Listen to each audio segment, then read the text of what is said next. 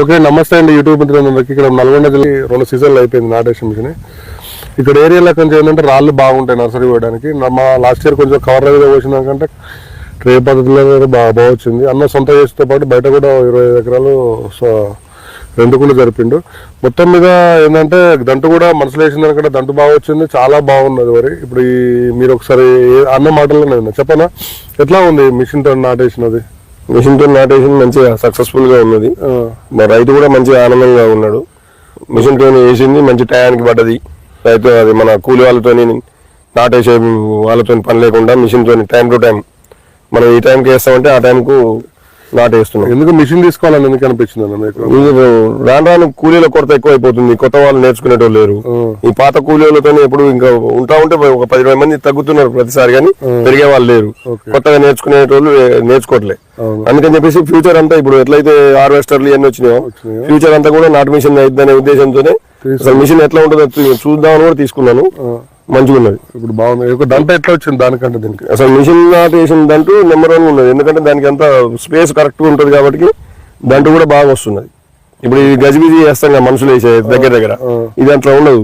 ఒక వే ప్రకారం ఒక పద్ధతి ఉంటది. వేసేటప్పుడు గ్యాప్లు వచ్చినాయి అంటారు కదా, తర్వాత గ్యాప్లన్నీ కూరుకుపోయినాయి కదా, ఇప్పుడే వాడుతుంది. అప్పటికి గ్యాప్లు వచ్చినాయంటే అప్పట్లో చూసేటప్పుడు ఏంటంటే మనం సన్న నార వేస్తాం కదా, బాగా లేత నారు. అప్పటికే ఇప్పుడు మనుషుల నార అయితేనేమో 40-45 రోజులు అంటారు కదా, అప్పటికే ఇంత పెద్దగా అయి ఉంటుంది. ఇదే మనం ఏడేమో సన్నగా ఉంటుంది కాబట్టి అప్పుడు గ్యాప్లు అనిపిస్తాయి. కానీ ఇప్పుడు గంట వచ్చిన తర్వాత మీరు చూడండి అసలు గ్యాప్ అవ్వబడుతుంది ఎక్కడన్నా.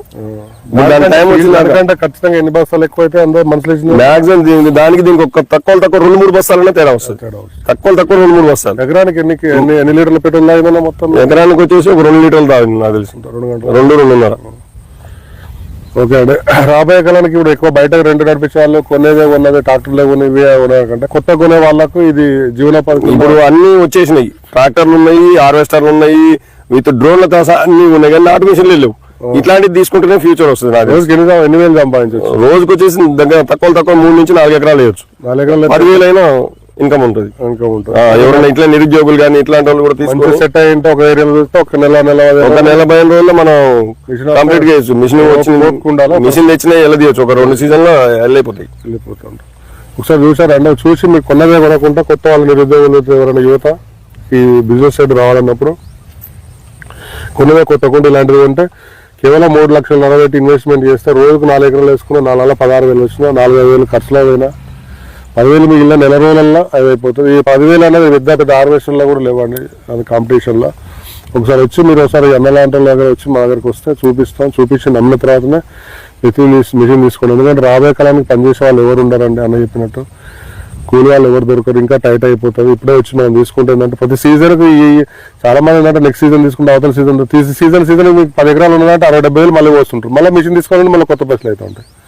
మీరు ఒకసారి రండి, వస్తాం. ఇప్పుడు ఒక 3 సీజన్లు పెట్టి కూలీలు పెట్టి డబ్బు పెడితే మిషన్ వస్తుంది. తర్వాత 3 సీజన్ల తర్వాత మళ్ళీ మీకు ఒక మాట 10 ఎకరాలు ఉండాలంటే మాట 5-6 వేలు 2-3 వేలతోనే మీకు మిషన్ అప్ అనేది మీ నాట అనేది అయిపోతుంది. 10 ఎకరాలు ప్రతి ఇయర్ 60-70 వేలు ఎక్కడ, ఒక 2-3 వేల ఖర్చుతో ఎక్కువ ఆలోచించి సరే నిర్ణయం తీసుకున్నాం. ఓకే, థ్యాంక్ యూ అన్న. Thank you.